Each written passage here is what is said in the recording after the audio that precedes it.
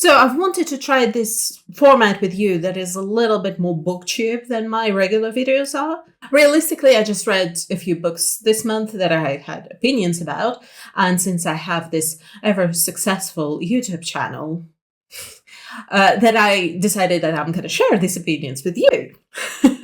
Let's talk. First, I've read Piranesi by Susanna Clarke. It came highly recommended. Jack Edwards in his videos describes it as if it's going to be like the best thing since sliced bread. It's one of those books where I would sell my soul to read this book again for the first time and experience it again with fresh eyes. And it was just okay. I don't know, maybe it's me who came in with too high of expectations, my bad. But as I was reading the book, and as it got closer and closer to the end, I was waiting for some grand reveal that it's gonna tie all of this together and finally comment on the theme, but it never came, so it left me underwhelmed. What the book has going for it is the way that it is crafted. It is structured and narrated majestically. The way that we're first thrown into the story essentially blind, and we don't know anything beyond what Piranesi knows, and we see the world through his eyes, and then as the information is revealed both to him and us, it's all meticulously crafted. Also, the constant repetition of the rooms and hazy directions create this lulling effect that slows the narrative all the way down into calm waves beating on the shore, or staircases, if you will, and so the narrative flows nicely, smoothly, and calmly. And the world that Clarke's created, it's majestically beautiful, this imaginary prison, a mansion full of statues, but also in a state of decay, so the birds live there, and the lower floors are periodically flooded. But it is also a maze, a labyrinth, guarded by the Minotaurs and Lewis's faun. It's all unforgettable imagery. I would love to see it on screen, like in a proper film. I feel like it's perfect for it. Even I, with my aphantasia, could actually imagine some of these rooms as they get flooded. It's all beautiful. But for all of this ideal form and unforgettable imagery, I couldn't help but think, what's all of this for? I still have no idea what the book was trying to say. I'm not a novice, not a scholar either, but I do see these allusions to Piranesi representing the early civilizations of people. I see the magical realism, the nods to dark academia, the love for C.S. Lewis, but what for? I read a few reviews of the book, and I do not think that they know either. Most focus on the form and the mystery element of the book, which arguably are probably the best pieces and the parts of this story. The theme that comes up from time to time in reviews is that of solitude and escapism. Okay, but what does the book have to say about that then? Piranesi is alone, but he is also content with his loneliness, occupying himself with simple tasks like feeding himself or mapping up the house. So is this simple life supposed to be aspirational? The book came out during COVID lockdowns, so it might have resonated more with this slowed down way of life, appreciating small things and wandering around empty rooms, but it doesn't anymore. There is a theme kicking around in there somewhere about enlightenment and how various characters try to approach at finding it and failing. But that theme is tied in with the mystery element and the magical realism, so it gets completely unexplored, so I cannot even comment on that. Let me know what you think the theme is, because I'm a little bit at a loss. Overall, it's a beautifully constructed story that doesn't have much to say, really, in my opinion, so I'm not likely to recommend it to anybody. A more light-hearted read is The Red Notebook by Antoine Laurent. If I were to pitch it, it's like Joe from You, but make it romantic instead of maniacal and homicidal. The plot is that a woman, she has her purse stolen, and the man, the protagonist, he finds the purse the next morning in the garbage, and for whatever reason becomes obsessed with the idea of returning the purse to her. And over the course of the story, he falls in love with her based on this crumbs of information that he finds out about her. I don't remember what recommendation list this book came from, because it's not the typical book for this type of recommendations list, but it's not that bad. It reminded me quite a bit of the books by Marc Levy, and I've read a lot of Marc Levy in my 20s, so I'm not here to judge. It looks to be par for the course for contemporary French romance fiction. It's lighthearted and kind of nice as long as you don't think too hard about it. And I mostly base this on my experience reading Marc Levy, but also he leans into the supernatural elements of it, so it's not fair to expect realism from him.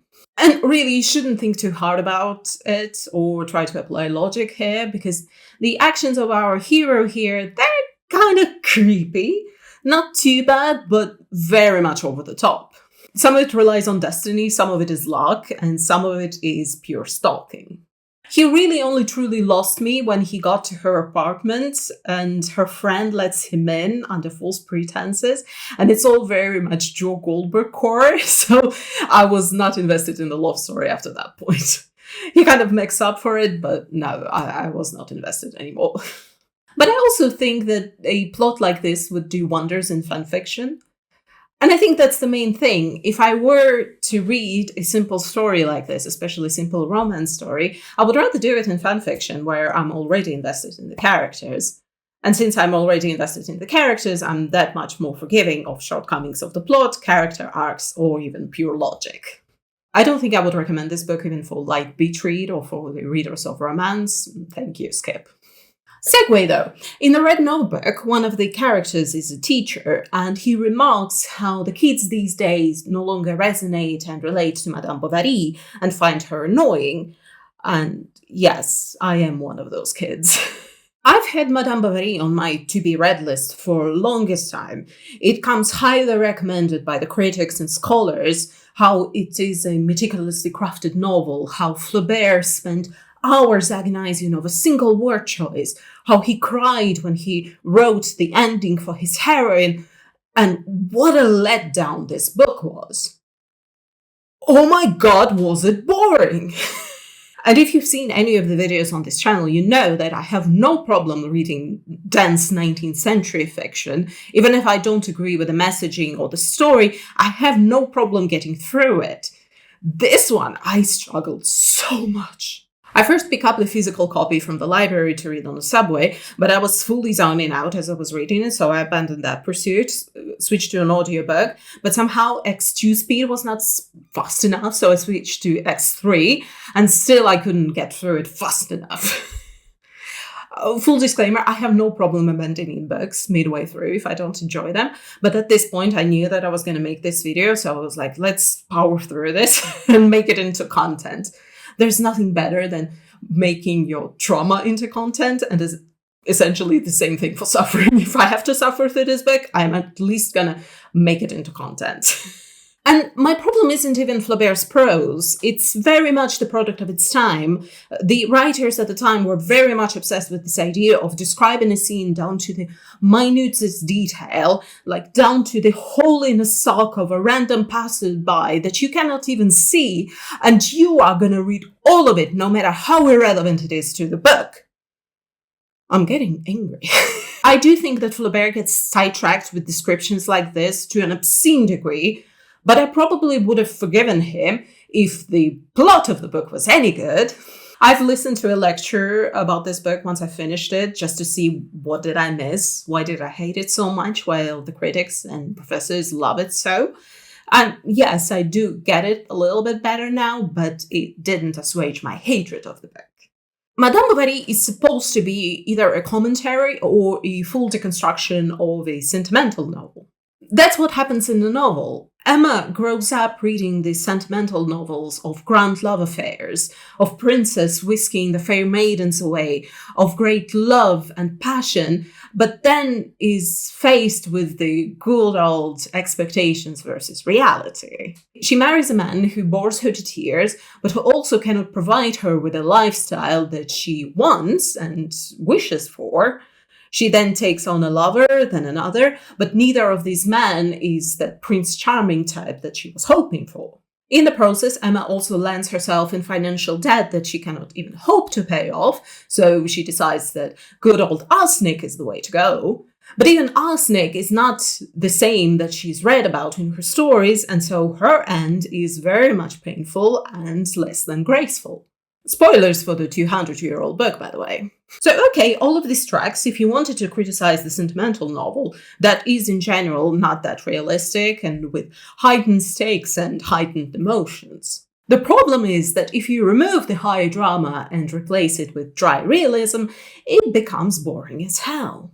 Madame Bovary normally comes up in conversations about Anna Karenina. The two books actually don't have too much in common beyond this theme of female adultery. Tolstoy had his own ideas that he wanted to impart. But the thing is that what makes Anna Karenina interesting and compelling is that Anna the character, she is completely bonkers, like cuckoo bananas. She's constantly dialing the stakes like 100 and driving poor Vronsky up the wall. And these emotions at the brink of sanity is what makes the story compelling, because you never know what's going to happen, and that keeps you engaged. Here, first Charles Bovary leads a boring life, described to us in excruciating detail. Then he marries Emma, and they live a boring life together. Then she takes a lover, boring. Another lover, also boring. There is no conflict, no tension, nothing stands out. And I think the main problem is the character of Emma. When we say that the company that she keeps is mediocre and dull, it is true. Although I do actually like Charles. He's just a regular guy, happily living his life, like a simple life. He loves his wife, loves his job. He never mistreats her, so I kind of take offense when he's criticized. My bar for men is really low, isn't it? But let's just say that yes, he is boring. The friends that they have are also boring. Her lovers also very mediocre and not exceptional at all. But Emma is not exceptional either. We are supposed to sympathize with her, but she's just as mediocre as the men around her, with quite a few character flaws that are never balanced out with good qualities. She lost me pretty quickly, actually, when she and her husband are invited to this high society party, and she's completely overtaken by the grandeur and the decadence of this lifestyle that she wants but cannot have, and she spends a year waiting for another invitation to the same party, and when it never comes, she falls into deep depression, and I'm like, way to be relatable, girl. I wanted to find something in her that would make me relate to her, or at least something that would make me sympathize with her, some sort of redeeming quality, but every single time I came up empty. By the end, I was like, kill her off. And the worst part, he does. She takes the arsenic and dies painfully, but the book keeps going for 5 chapters and was, let me go, please. Maybe the book was controversial and taboo before, now it's just boring. But speaking of arsenic, The Marsh House by Zoe Somerville, as it turns out, is a little bit more of an obscure choice. I think it was in the suggested category on the audiobook service that I use, and I think I just picked it out because I liked the cover art. And it's actually a better cover than the original cover.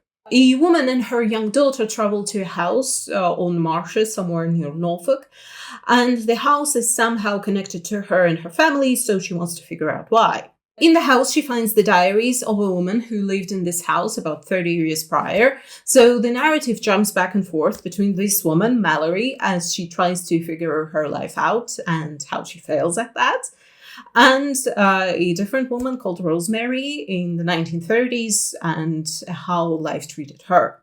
The main thing about this book is the atmosphere that it creates.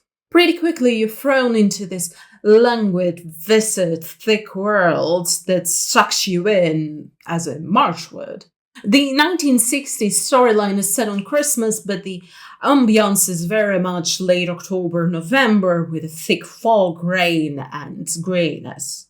Atmosphere-wise, it reminded me a little bit of Wuthering Heights, this dark English countryside that weighs down on you, almost suffocating you.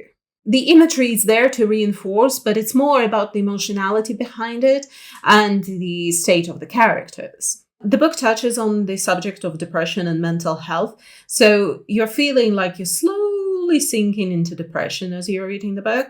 And honestly, it's a good thing that I'm somewhat stable now as far as my mental health goes. As far as themes go, it's a little bit mental health, a little bit generational trauma, and a little bit plight of women. I actually liked the 1930s storyline and Rosemary as a character a lot more. She's the type of female character that I like, that I feel for. She's a free spirit who's a little bit naive and is taken advantage of.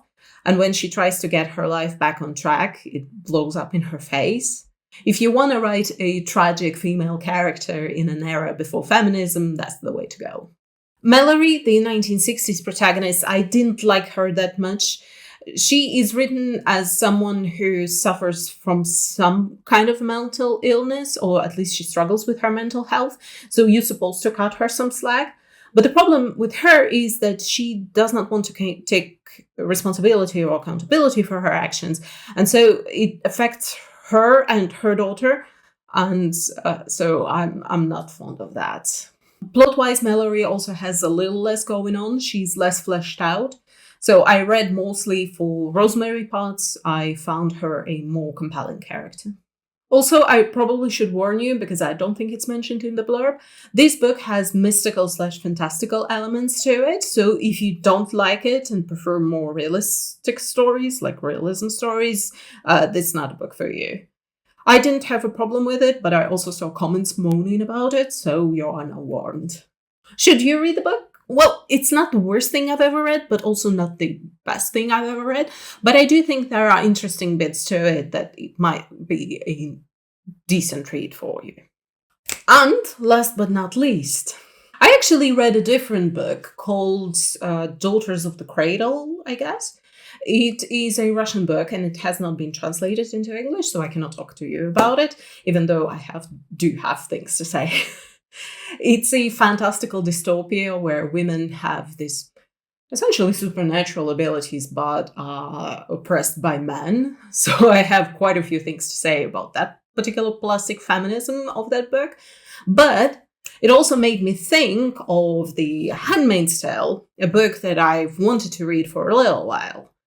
Somehow it was not on my radar when I went on a dystopia binge a few years back.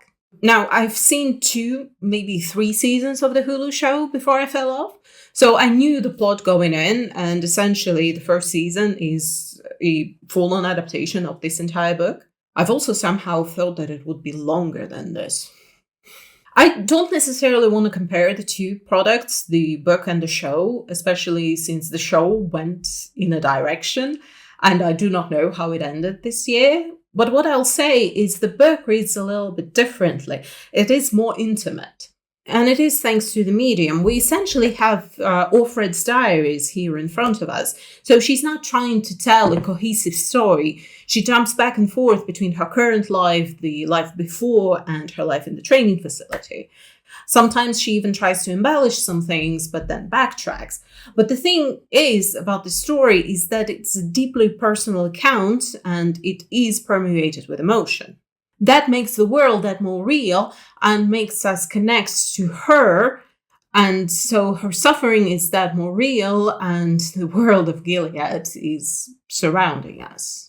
I also enjoyed the ambiguity of her ending and the last meta-fictional chapter where a male professor tries to dissect her life and questions the authenticity of her story. As far as dystopias go, it's actually an interesting one. Normally we have dystopias where the world has been established for a little while, so the before is more of a distant memory, and the people living in this world are more or less used to it. Here, the protagonist, I don't want to call her Offred. Her real name is not revealed in the book, so I do not know what to call her. But essentially, she remembers the world before and how it all fell to shit. If you're not familiar, through a series of events, the birth rates in the northern populations have gone down drastically, and that led to the creation of the new state called Gilead, ruled by a religious doctrine kind of rooted in the Old Testament, and all fertile women are essentially enslaved, and they are called the handmaids. Somehow I didn't know that the book goes that biblical with like full citations. it was either downplayed in the show or I don't know my biblical verses that much. Both can be true. Offred is also not a typical protagonist for a dystopia story. They are normally a reluctant type of hero. They maybe don't want to shake up the system, but they end up doing that. Offred, she's not a rebel, she's not a revolutionary. She fully admits that if she were to be tortured, she's going to give up everything. She's a simple woman who just wants to survive and hopes for a better future. And a character like this works within the fabric of this story, even though in the show they made her a little bit more active and more rebellious. It works here as she's one of many, an inconsequential woman on the surface, but with a story that needs to be told. If not by her, then who else? As far as dystopias go, the book is actually a product of its time. It was written in the 1980s, and you can actually see it, especially in the last chapter when they talk about what led to the creation of Gilead. Dystopias in general highlight the anxieties of a specific time period, but I don't think I've ever seen it spelled out so bluntly as it was done here, like with AIDS, nuclear crisis, and Red Scare somehow. Whatever. It doesn't make the book obsolete or not topical today. Unfortunately, the attempts at oppressing women are always topical. But the book leans into the religious aspects quite hard, more than I thought, so that's a topic already. Patriarchy, it's kind of universal and defies time. But these references to AIDS and nuclear crisis, they place this book in a very specific time period. And unfortunately, since the 1980s, the book hasn't gotten less topical. It's also entered the collective unconscious. It's also constantly being referenced, in big thanks to the TV show. Once it's created, its stunning visuals. And we need to read this book, I think, from time to time, especially in a world where cases like Adriana Smith are happening. Because books like these are supposed to provoke not only thought, but action. And we need to take action. And on this light-hearted note, this is it for this month. I also read a few more books. Those reviews are coming out later. But do let me know if you read these books and what you think about them.